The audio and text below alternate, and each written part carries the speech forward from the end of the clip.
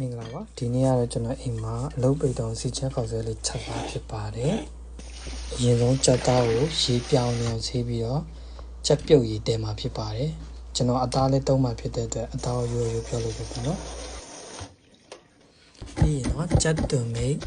လီထားမယ်ပြီးရင်တော့ကြက်သွန်ဖြူလေးတွေကိုတဝက်ကိုနှုံရှင်းမယ်တဝက်ကိုအတွက်ကြတော့စီချက်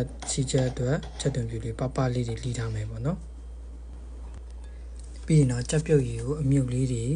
ဖယ်ပြီးတော့45မိနစ်လောက်ကြက်သားလေးပြုတ်ပြီးကြက်သားလေးဆဲထားလိုက်မယ်ပြီးရင်တော့ခုနလီထားတဲ့ကြက်သွန်ဖြူလေးတွေကိုစီချက်မယ်ပေါ့နော်ပြီးရင်တော့ခောက်ဆွဲလေးဂျုံလေးတွေအရင်ဆုံးမကန့်လို့ဖွာထားပြီးတော့ရေဆိုရင်ခောက်ဆွဲလေးထည့်ပြီး5မိနစ်လောက်ပြုတ်လိုက်ရင်ခောက်ဆွဲရပြီပေါ့နော်ခုနဆင်းလာတဲ့ကြက်သွန်ဖြူတွေကိုကြက်ပြုတ်ရည်ထည့်မယ်ခောက်ဆွဲကိုတပွဲစာလောက်ထည့်ပြီးတော့ကြက်ပြုတ်ရည်ကြက်သွန်ဖြူစီချက်ငန်းပြိုင်း2စွန်းချုံမုံလေးနည်းနည်းထည့်ပြီးတိချရောတမောက်အောင်မှွေပြီးနော်ကြက်သားလေးထည့်ကြက်သွန်မိတ်ထည့်ကြက်သွန်ဖြူကြောကြိတ်ထားလေးထည့်ပြီးနော်